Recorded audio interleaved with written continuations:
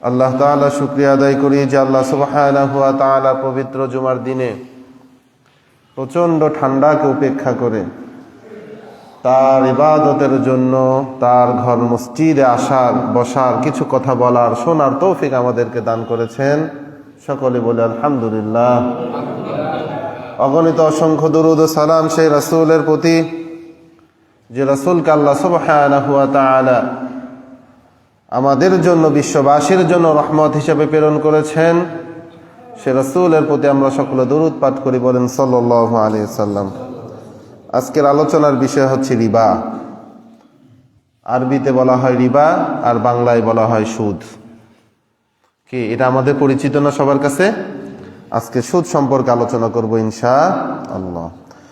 সুদ শব্দের আবিধানিক অর্থ হচ্ছে অতিরিক্ত,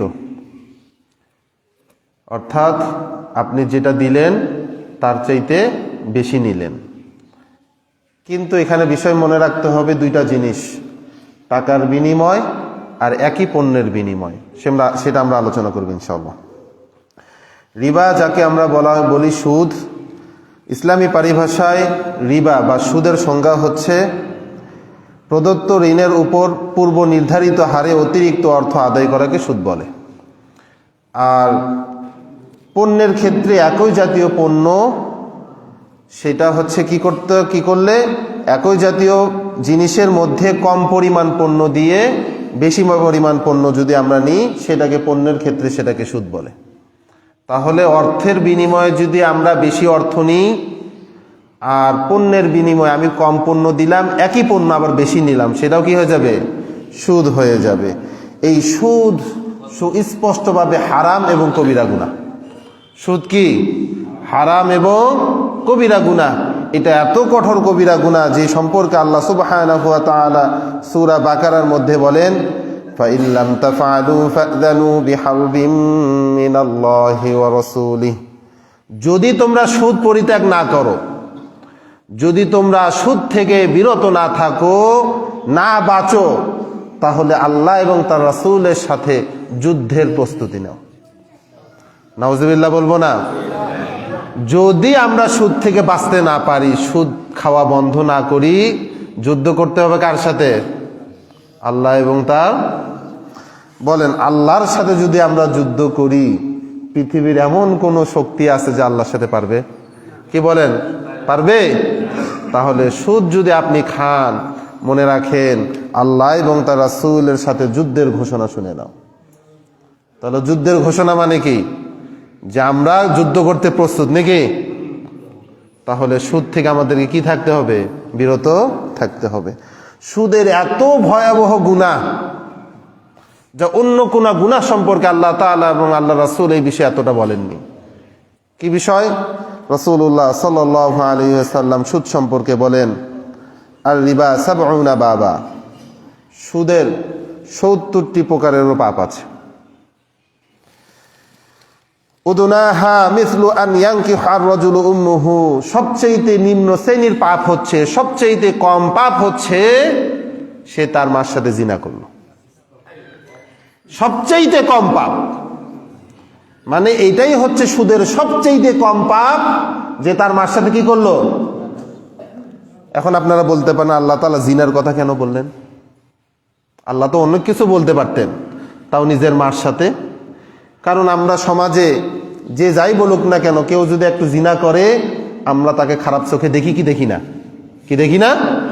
কিন্তু আমাদের সমাজে একজন সুদখোর, সে মাথা উঁচু করে বেড়ায়, অথচ আমরা তাকে খারাপ বলি না। আমরা কি বলি না? খারাপ বলি না, বরং আমরা বলি বাবা দেখো একজন টাকাওয়ালা মানুষ আসছে, কি ঠিক কিনা? অথচ রাসূলুল্লাহ সাল্লাল্লাহু আলাইহি ওয়াসাল্লাম বললেন সুদের ৭০ প্রকারের গুনাহ আছে, আর এর মধ্যে সবচেয়ে নিম্ন শ্রেণীর গুনাহ হচ্ছে, সবচেয়ে কম গুনাহ হচ্ছে নিজের মায়ের সাথে জিনা করা। আচ্ছা বলেন, আমাদের সমাজে এই রকম নিকৃষ্ট কাজ কেউ করতে পারবে? কেউ করবে? তাহলে এর চাইতে ভয়াবহ গুনাহ হচ্ছে কি? সুদ খাওয়া। এই সুদ একটি রুহানি রোগ, অন্তরের একটা রোগ। অনেক মানুষ আছে যারা সমাজে অনেক দরিদ্র, অনেক গরিব, কিন্তু সে সুদ খায় না, সুদ নেয় না। কিন্তু আমাদের সমাজে এমন অনেক মানুষ আছে যার কোনো অভাব নাই, সে সুদ না খেলেও তার জীবন সুন্দরভাবে যাবে, তারপরে দেখবেন তাই সুদ খায়। কি আছে না? আমরা আমাদের শারীরিক চিকিৎসার জন্য ডাক্তারের কাছে যাই, কিন্তু অন্তরের চিকিৎসার জন্য একজন আলেমের কাছে যাই।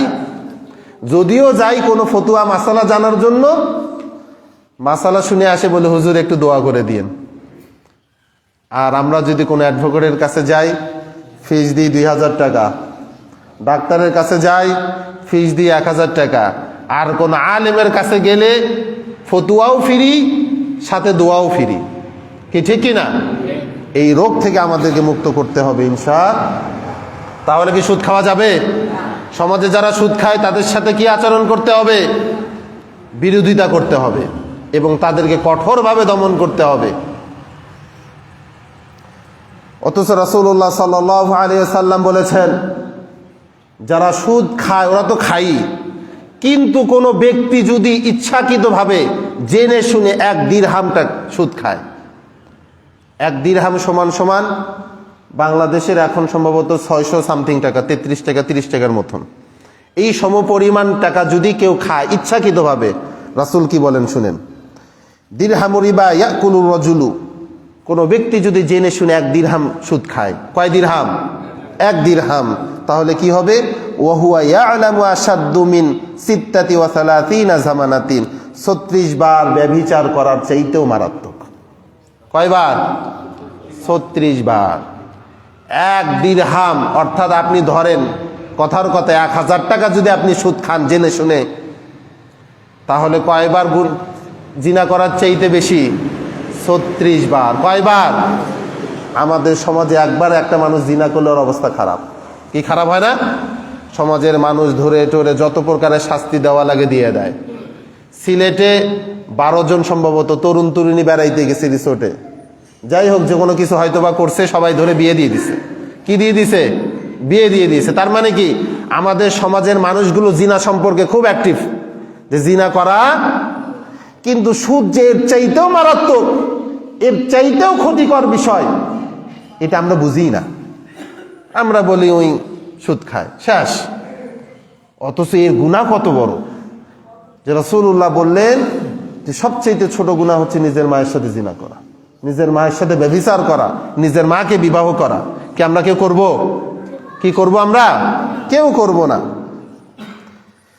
রাসূলুল্লাহ সাল্লাল্লাহু আলাইহি সাল্লামের স্পষ্ট হাদিস, যদি কেউ 1 দিরহাম সুদ ইচ্ছাকৃতভাবে খেলো, জেনে শুনে খেলো, সে 36 বার তার জিনা করার চাইতে এটা মারাত্মক গুনাহ হয়ে গেল। আল্লাহ তাআলা আমাদেরকে বাঁচার মতন তৌফিক দান করুন, আল্লাহুম্মা আমিন। সুদখোরদের বিরুদ্ধে যুদ্ধ ঘোষণা করেছেন স্বয়ং আল্লাহ তাআলা। যুদ্ধ ঘোষণা করছেন কে? আল্লাহ তাআলা। আল্লাহ সুবহানাহু ওয়া তাআলা সূরা বাকারার মধ্যে বলেন, ইয়া আইয়ুহাল্লাযীনা আমানুত্তাকুল্লাহ, হে ঈমানদারগণ তোমরা আল্লাহকে ভয় করো। কাকে ভয় করো? আল্লাহ সব জায়গায় বলছেন, হে ঈমানদাররা তোমরা আল্লাহকে ভয় করো, তোমরা আমাকে ভয় করো। কিন্তু দুনিয়াতে এমন অসংখ্য মানুষ আছে যারা আল্লাহকে ভয় করে না ঠিক, কিন্তু সমাজের মানুষদেরকে ভয় করে। আল্লাহকে ভয় করে না ঠিক, কিন্তু তারা একজন ক্ষমতাশীল ব্যক্তিকে দেখলেই ভয় করে। অথচ আল্লাহ সুবহানাহু ওয়া তাআলা পৃথিবীতে যত ক্ষমতাশীল ব্যক্তি আছে, সমস্ত ক্ষমতাশীল ব্যক্তির চাইতে ক্ষমতা বেশি না কম? কি বেশি না কম? তাহলে আমরা আল্লাহকে ভয় করব। কাকে ভয় করব? আল্লাহ তাআলা বলতেছেন, ইয়া আইয়ুহাল্লাযীনা আমানুত্তাকুল্লাহ, হে ঈমানদার ব্যক্তিরা তোমরা আল্লাহকে ভয় করো। ওয়াদারু মা বাকিয়া মিনার রিবা, আর সুদের যা বকেয়া আছে, বাকি আছে, এগুলো ছেড়ে দাও। যখনও সুদ হারাম এ সম্পর্কে আল্লাহ তাআলার কোনো আয়াত নাজিল হয়নি, তখন অসংখ্য মানুষরা সুদ খাইতেন। আল্লাহ তাআলা যখন ওহী নাজিল করে দিলেন যে সুদ খাওয়া আজ থেকে হারাম, সুদ খাওয়া আজ থেকে কি হারাম, আল্লাহ তাআলা বললেন, হে ঈমানদাররা যারা তোমরা সুদ খাইতা, এখন আমাকে ভয় করো, আর সুদের যে বিষয়টা আছে, বকেয়া আছে, সেটা ছেড়ে দাও। এটা কার কথা? আল্লাহ তাআলার কথা। তখন সমস্ত নবী রাসূলের যতগুলো সাহাবী ছিলেন, যারা করেছিলেন আগে, তারা সঙ্গে সঙ্গে কি দিয়ে দিয়েছেন? বাদ করে দিয়েছেন। আল্লাহ তাআলার হুকুম যে এখন থেকে করা যাবে না, তার মানে যাবে না। তারপর আল্লাহ সুবহানাহু ওয়া তাআলা বলতেছেন, ইন কুনতুম মুমিনিন, যদি তোমরা মুমিন হয়ে থাকো, যদি তোমরা মুমিন হয়ে থাকো, নিজেদেরকে মুসলমান মুমিন দাবি করে থাকো, তাহলে তোমরা সুদকে কি করো? পরিহার করো, বাদ দিয়ে দাও। ফাইল্লাম তাফআলু, যদি তোমরা পরিত্যাগ না করো, যদি না করো, তারপর আল্লাহ বলতেছেন ফাদানু বিহারবিন মিনাল্লাহি ওয়া রাসূলিহি, তবে আল্লাহ এবং তার রাসূলের সাথে যুদ্ধের ঘোষণা তোমরা নিয়ে নাও। আল্লাহ এবং তার রাসূলের সাথে কিসের ঘোষণা? যুদ্ধের ঘোষণা। এটা কি বিজয় হওয়া কোনোদিনও সম্ভব? কি বিজয় হতে পারবো আমরা কোনোদিনও? কোনোদিনও বিজয় হতে পারবো না। তারপর আল্লাহ সুবহানাহু ওয়া তাআলা বলছেন, ওয়া ইন তুবতুম ফালাকুম রুউসু আমওয়ালিকুম, যদি তোমরা তওবা করো, আগে যা করছো করছো, এখন আমি আল্লাহ সুবহানাহু ওয়া তাআলার হুকুম দেওয়ার পরে যদি তোমরা তওবা করে নাও, তাহলে এই মূলধন তোমাদের। অর্থাৎ আমরা 1 লাখ টাকা যদি কাউকে সুদ দিয়ে থাকতাম, তওবা করার সাথে সাথে মূলধনটা শুধু আমাদের হতো, যেটা সুদ আসতো সেটা কি করা যাবে না? খাওয়া যেত না। যদি আমরা তওবা করতাম, আল্লাহ, এখনো যদি কেউ সুদের সম্পর্কে না জেনে থাকেন, আর আপনি যদি তওবা করেন, আল্লাহ আমি আজ থেকে সুদ খাবো না, তাহলে যে টাকাগুলো মানুষকে আপনারা দিয়ে দিয়েছেন, সে শুধু ওই টাকাটা আপনার জন্য জায়েজ। ওই টাকাটা কি আপনার জন্য জায়েজ, কিন্তু তার চাইতে আপনি বেশি নিতে পারবেন না। ওয়া ইন তুবতুম ফালাকুম রুউসু আমওয়ালিকুম, যদি তোমরা তওবা করো তাহলে মূলধন তোমাদের। তারপর আল্লাহ বলতেছেন লা তাযলিমুন, তোমরা জুলুম করবে না। অর্থাৎ তোমরা যাকে সুদ দিয়েছিল তার উপরে কি করবে না? প্রেসার ক্রিয়েট করবে না। অর্থাৎ ভাই, আল্লাহ তাআলার হুকুম সুদ খাওয়া বিরত, আমি আগে জানতাম না, এখন জানি, অতএব আমি সুদ ছেড়ে দিয়েছি। তোমাকে যে 1 লাখ টাকা দিছিলাম, তুমি 1 লাখ টাকায় আমাকে দাও, কোনো প্রকারের কি দিতে হবে না? সুদ দিতে হবে না। তারপর আল্লাহ বলতেছেন ওয়ালা তুযলামুন, তোমাদের উপরেও কোনো জুলুম করা হবে না। তোমরা যদি মানুষদের উপরে কোনো জুলুম না করো, তোমাদের উপরে কি করা হবে না? কোনো প্রকারের জুলুম করা হবে না। সুদ খুব মারাত্মক একটা গুনাহ, খুব ভয়াবহ একটা গুনাহ। আমি গত মসজিদে, আমি যখন অন্য মসজিদে ছিলাম, তখন সুদের বিষয়ে একটা আলোচনা করার পরে এক মুসল্লি হারাইছে। তখন আমি তো জানি না যে ও সুদ খায়। আরেক মুসল্লি আমাকে বলতেছে, হুজুর আপনি কি জানেন গতকালকের জুমার আলোচনা করার পরে আপনার একটা মুসল্লি হারাইছে? আমি বললাম না তো ভাই। তখন উনি দেখে দিলেন যে ওই ব্যক্তিটা, নাম বললে আপনারাও চিনবেন। অথচ আমি নিজেও জানি না যে সুদ খায়, অথচ 5 ওয়াক্ত নামাজ পড়ে। কয় ওয়াক্ত নামাজ পড়ে? 5 ওয়াক্ত নামাজ পড়ে। গোবিন্দগঞ্জে কোনোদিন এক কাজে গিয়েছিলাম, মাগরিবের নামাজ পড়েছি একটা মসজিদে, তাকে দিকে আমার পাশে সে ব্যক্তিটা নামাজ পড়ে। আচ্ছা বলেন তো, আমি কি কোনোদিন ভাবতে পারবো যে এই ব্যক্তিরা সুদ খায়? এখনো সে খায়, এখনো কি করে? খায়। আর এক ব্যক্তি দাড়ি রেখেছে এত বড় বড়, কত বড়? এত বড় দাড়ি। দাড়ি দেখলে শয়তানে ভয় পাবে যে ওর কাছে কি করা যাবে না? যাওয়া যাবে না। সে সুদ খায়। যাই হোক, কোনো কারণে সুদ খাওয়া বাদ দিছে, কিন্তু তার ঈমান পরিপূর্ণ হয়নি। কেন? এক হোটেলওয়ালার সাথে আমার পরিচয়, আমি ওখানে খাওয়া দাওয়া করি। ওকে ঋণ দিছে, ও সুদের জন্য ঋণ দিয়েছিল, ও ঢাকায় গেছে, আসছে, এখন বলতেছে, হুজুর বলতেছে, হুজুর না আর কি, এমনি পাবলিক কিন্তু দাঁড়িয়ে রাখছে বড় বড়, বলতেছে আমি তো সুদ খাওয়া বাদ দিয়ে দিছি, কিন্তু তোকে যখন টাকাটা দিছিলাম তখন আমি তওবা করি নাই, অতএব তুই আমাকে সুদের টাকাটা দিস। বুঝছেন আপনারা কথাটা? যে যখন আমি তওবা করছিলাম তার আগে তোকে কি দিছি? সুদের টাকা দিছি, তাহলে তুই আমাকে অন্তত সুদের টাকাটা কি করিস? তোরটা দিস। তার মানে কি এখনো বাদ দিছে? কি বলেন, বাদ দিছে? পরিপূর্ণভাবে বাদ। এই রকম অসংখ্য সমাজে অনেক মানুষ আছে, দেখবেন আপনার পাশে থাকে, আপনার সাথে উঠা বসা করে, নামাজ পড়ে ঠিক মতন, কিন্তু ভিতরে ভিতরে কি করে? সুদে কার্যকলাপ করে। কোনো ইবাদত আপনার কবুল হবে না, কোনো ইবাদত কি হবে না? কবুল হবে না। আপনি লোক দেখানো ইবাদত করেন। কি দেখানো ইবাদত? আপনি যদি আল্লাহকে ভয় করতেন, আল্লাহ তাআলা বললেন ইয়া আইয়ুহাল্লাযীনা আমানুত্তাকুল্লাহ, ঈমানদারগণ তোমরা আমাকে ভয় করো, আল্লাহকে ভয় করো, ওয়াযারু মা বাকিয়া মিনার রিবা, এবং সুদের যা বৃদ্ধি সেটাকে তোমরা মাফ করে দাও, ছেড়ে দাও। ইন কুনতুম মুমিনিন, যদি তোমরা মুমিন হয়ে থাকো। এই কথা শোনার পরেও যেও যদি কয় যে আমারটা দে, অথবা কেউ যদি সুদ খায়, সে কি মুমিন আছে? সে যতই নামাজ পড়ুক, যতই রোজা রাখুক, যতই হজ করুক, সে মুমিন হতে পারে না। তাহলে কি আমরা সুদ খাবো না সুদ থেকে বিরত থাকবো? বিরত থাকবো ইনশাআল্লাহ।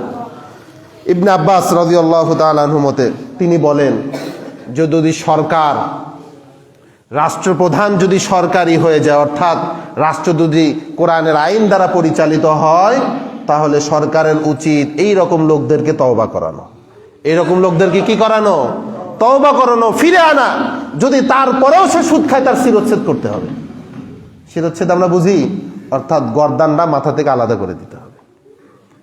এটা তখনই সম্ভব যদি আমাদের বাংলাদেশটা ইসলামী রাষ্ট্র হিসেবে পরিণত হয়ে যায়। তখন আর কোনো দুর্নীতি খুঁজে পাওয়া যাবে না। কারণ আল্লাহ সুবহানাহু ওয়া তাআলার অসংখ্য কোরআনের আয়াত আছে, যদি কেউ ব্যভিচার করে তার জন্য শাস্তি এইটা, কেউ যদি চুরি করে ওয়াসারিকু ওয়াসারিকাতু ফাকতাউ আইদিয়াহুমা, যেই চুরি করুক পুরুষ অথবা মহিলা, চুরি করার সাথে সাথে ধরে তার কি করে দাও? হাত কেটে দাও। এটা কোথায় আছে? কোরআনে আছে। আর কোরআনে থাকার পরেও, এত কিছু বিধান থাকার পরেও আমরা বলি যে কোরআনের সাথে রাজনীতির কি নাই? কোনো সম্পর্ক নাই। কোরআনকে রাজনীতি থেকে বাদ দিতে পারলেই তো আপনারা দুর্নীতি করতে পারবেন, কি ঠিক কিনা? এই জন্য আমরা বলি কোরআনের সাথে কি নাই? কোনো রাজনীতির সম্পর্ক নাই। দিলওয়ার হোসেন সাইদি তিনি অনেক আগে বলেছিলেন যে কোরআনকে বাদ দিতে পারলেই বড় বড় বোতল পাওয়া যায়। কি পাওয়া যায়? কোরআনের সাথে রাজনীতির সুস্পষ্ট সম্পর্ক আছে। এটা নিয়ে আমরা আলোচনা করব বিস্তারিত ইনশাআল্লাহ। হযরত আব্দুল্লাহ ইবনে আব্বাস রাদিয়াল্লাহু তাআলা আনহু বলেন, কিয়ামতের দিন এই সুদখোরদের হাতে তরবারি দেওয়া হবে। কি দেওয়া হবে? তরবারি দেওয়া হবে। আর তাদেরকে বলা হবে যে তোমরা আল্লাহর সাথে যুদ্ধের জন্য প্রস্তুতি নাও। নাউযুবিল্লাহ। আসতে বলেন নাউযুবিল্লাহ। তাহলে আমরা যারা সমাজে সুদ খাচ্ছি, কিয়ামতের দিন যখন আমাদেরকে তরবারি দেওয়া হবে, নাও এই তরবারি, আল্লাহর সাথে জিহাদ করতে হবে, যুদ্ধ করতে হবে, আমরা সবাই প্রস্তুত? কি আমরা সবাই প্রস্তুত? কি পারবো? আমাদের সেই ক্ষমতা আছে? আমরা বলি কিয়ামত কবে শুরু হবে? কিয়ামত কবে শুরু হবে? আপনি যেদিন থেকে মরবেন সেদিন থেকে আপনার কিয়ামত শুরু, কি ঠিক কিনা? কিয়ামতের অপেক্ষা আপনাকে থাকতে হবে না। সিংহায় কবে ফুক দিতে হবে এই অপেক্ষায় আপনাকে থাকতে হবে না। আপনি আজকে মরেন, এখনই মরেন, মরার পর থেকে আপনার কিয়ামত শুরু হয়ে যাবে। আপনি কবরে যাবেন, আপনাকে সওয়াল জবাবের জন্য প্রশ্ন করা হবে। আপনি উত্তর দিতে পারবেন না। দুনিয়াতে অনেক বড় নেতা ছিলেন, আপনি কবরে যায় বললেন আমি জামাতে ইসলামের আমির ছিলাম, অতএব তোমরা আমাকে কোনো প্রশ্ন করতে পারবা না। বলেন তো মার কি একটা মাটির নিচে থাকবে? কি মার কোথায় পড়বে? সব জায়গা মতন পড়বে কি পড়বে না? আপনি বললেন যে আমি বিএনপির অমুক বড় নেতা ছিলাম, অতএব তোমরা আমাকে কোনো প্রশ্ন করতে, আমি আওয়ামী লীগের অমুক বড় নেতা ছিলাম, যে কোনো প্রকারের আজকে তোমরা আমাকে প্রশ্ন করতে পারবা না, কারণ দুনিয়াতে আমি ক্ষমতাশীল ছিলাম। এগুলো কোনো কথা শুনবে? আল্লাহ তাআলা যেগুলো প্রশ্ন করাবেন ফেরেশতাদেরকে দিয়ে, সঠিকভাবে উত্তর দিতে না পারলেই মায়ের শুরু। কি মায়ের শুরু? কি না? কে আওয়ামী লীগ, কে জামাত, কে বিএনপি, কে কোন দল, কে সারসিনা, কে ফুরফুরা, এগুলো দেখার কোনো কি নাই? ফেরেশতাদের কোনো কি নাই? টাইম নাই। আপনি ভালো কাজ করছেন কিনা, আপনি দুনিয়াতে কিভাবে চলছেন সেটা আল্লাহ তাআলা দেখবেন। অতএব যারা এখনো দুনিয়ার লোভ লালসায় পড়ে আছি, আমরা ভালো হয়ে যাই। কখন ভালো হব? মরার আগে ভালো হব। মরবো কখন জানি না, যে কোনো সময়, অর্থাৎ তাহলে আপনি এখনই ভালো হয়ে যান, কি ঠিক কিনা? এমন অনেক মানুষ কবরে চলে গেছে যারা বলেছিল আগামীকাল থেকে ভালো হয়ে যাব, এখন আগামীকাল তাদের আর আসেনি। কি আসছে? আসেনি। আল্লাহ সুবহানাহু ওয়া তাআলা হারামের মধ্যে কোনো বরকত দেন না। হারামের মধ্যে কি দেন না? বরকত দেন না। কিন্তু যদি আল্লাহ সুবহানাহু ওয়া তাআলা আমাদেরকে যতটুকু হালাল দিয়েছেন এর মধ্যেই বরকত আছে। আল্লাহ সুবহানাহু ওয়া তাআলা বলছেন, মান আমিলা সালিহাম মিন যাকারিন আও উনসা ওয়া হুয়া মুমিন, যে ব্যক্তি ঈমান অবস্থায় পবিত্রভাবে জীবনযাপন করতে চায়, সে পুরুষ হোক কিংবা নারী। অর্থাৎ আপনি ঈমান এনেছেন, এখন পরিপূর্ণভাবে পবিত্র অবস্থায় আপনি জীবনযাপন করতে চান, আপনি পুরুষ কিংবা নারী এটা দেখার বিষয় নয় আল্লাহ তাআলা, আপনি কিভাবে চলতেছেন এটা আল্লাহ তাআলা দেখবেন।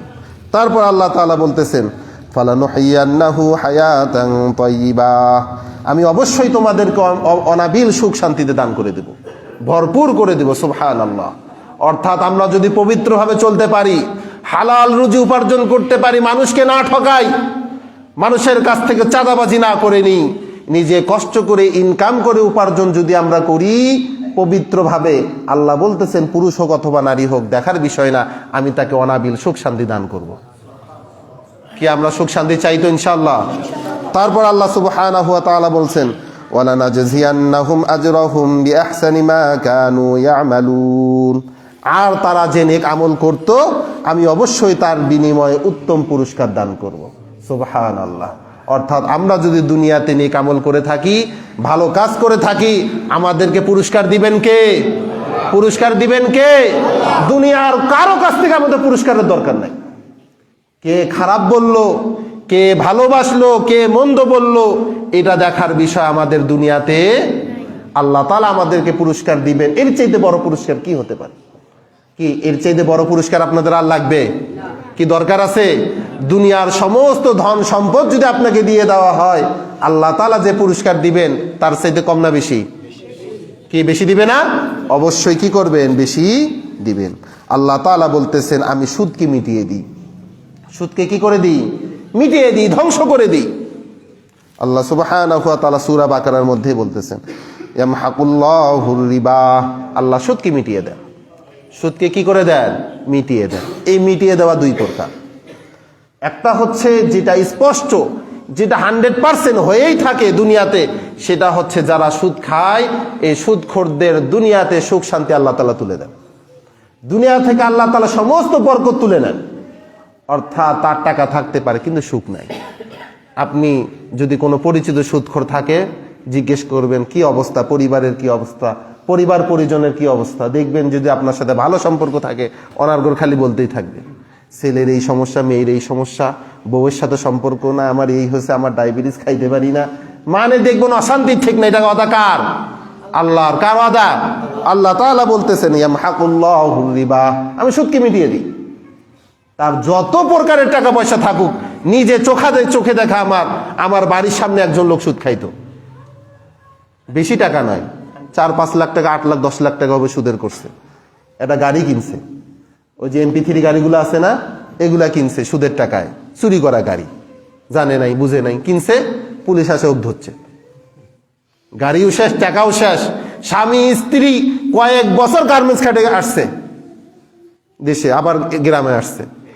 এখন যা করে নামাজ পড়ুক আর না পড়ুক, যতটুকু শুনছি এখন আর সুদ খায় না। এখন কি করে না? সুদ খায় না। এই রকম অনেক মানুষ আছে যাদেরকে হয় আল্লাহ তাআলা দুনিয়াতে নিঃস্ব করবেন, না হলে অশান্তিতে রাখবেন, আর পরকালে তো আল্লাহ তাআলা জাহান্নাম রাখিয়ে দিয়েছেন অটো। ওইটা দুনিয়াতে সে একটু সুখ পালেও পাবে, কষ্ট পালেও কি করবে? জাহান্নাম পাবেই। তারপর আল্লাহ তাআলা বলতেছেন ওয়াইরবিস সাদাকাত, আর তোমরা যা দান সদকা করো এটাকে আমি বৃদ্ধি করে দিই। আমরা সুদ দিই মানুষদেরকে টাকা বাড়ানোর জন্য, আল্লাহ বলতেছেন এটাকে আমি ধ্বংস করে দিই, নিঃশেষ করে দিই। আর তোমরা যেটা দান সদকা করো, নিজেদের পকেট থেকে ব্যয় করো, আমি আল্লাহ সেটা বহুগুণে বাড়িয়ে দিই। সুবহানাল্লাহ। আর আমরা যখনই দান সদকার বিষয় আসে মসজিদে, বাইরে যতটা চা খাই কেন খাইতে পারি, কোনো সমস্যা নাই, কিন্তু মসজিদে ছেড়ে একটা 5 টাকার নোট, যেটা চলবা নয়, চা আলানিবা নয়, কি আমরা এটা করি কি করি না? অসংখ্য টাকা, সেরা টাকা মসজিদে পাওয়া যায়। কেন? মানে কোথাও দান দিতে পারতেছেন না, কোথাও চলাইতে পারতেছেন না, মসজিদে দিয়ে দিলাম, চলবেই তো নাকি? এই জন্য আপনি দান করেন। এই দান আল্লাহ তাআলা কবুল করবেন কি? কবুল করবেন? সবাই সন্তুষ্ট চিত্রে যার যা আছে, যতটুকু আছে আমরা প্রতিদিন প্রতি সপ্তাহে দান করবো ইনশাআল্লাহ। তারপর আল্লাহ তাআলা বলতেছেন ইন্নাল্লাযীনা আমানু ওয়া আমিলুস সালিহাতি ওয়া আকামুস সালাতা ওয়া আতাউয যাকাহ, যারা ঈমান আনে, ওয়া আমিলুস সালিহাত, ভালো কাজ করো, আকামুস সালাত, নামাজ প্রতিষ্ঠা করো, আতাউয যাকাত, যাকাত প্রদান করে, লাহুম আজরুহুম ইনদা রাব্বিহিম, তাদের রবের পক্ষ থেকে তাদের জন্য রয়েছে পুরস্কার। সুবহানাল্লাহ। যারা নামাজ প্রতিষ্ঠা করবে, যারা ভালো কাজ করবে, যাকাত প্রদান করবে, লাহুম আজরুহুম ইনদা রাব্বিহিম, তাদের রবের নিকট থেকে তাদের জন্য রয়েছে পুরস্কার। ওয়ালা খাউফুন আলাইহিম, তাদের কোনো ভয় নাই, তারা ভীত হবে না। ওয়ালা হুম ইয়াহজানুন, এবং তারা চিন্তাগ্রস্তও হবে না। কিয়ামতের ময়দানে যদি আমরা চিন্তাগ্রস্ত না হই, আমাদের যদি কোনো ভয় না থাকে, আল্লাহ তাআলা আমাদের যদি সাহায্যকারী থাকে, আর কোনো সাহায্যকারী আমাদের দরকার আছে? কি বলেন, দরকার আছে? নবী করিম সাল্লাল্লাহু আলাইহি ওয়াসাল্লাম বলেছেন মা আহাদুন আকসারা মিনার রিবা ইল্লা কানা আকিবাতু আমরিহি ইলা কিল্লাতিন, যে ব্যক্তি সুদের দ্বারা সম্পদ বৃদ্ধি করে পরিণামে তার সম্পদ হ্রাস পাবেই। আল্লাহর নবী বলতেছেন যে সুদ খেয়ে টাকা পয়সা বাড়ায় দেয়, আল্লাহ তাআলা সেই সমস্ত টাকা পয়সাকে কমায় দিবে। কার কথা? কার কথা? আল্লাহ তাআলার কথা। কোন আল্লাহ তাআলা না, নবীর কথা। কার কথা? নবীর কথা। নবীর কথা কোনোদিন কি হতে পারে না? মিথ্যা হতে পারে না। সুদখোররা কিয়ামতের দিন কিভাবে উঠবে?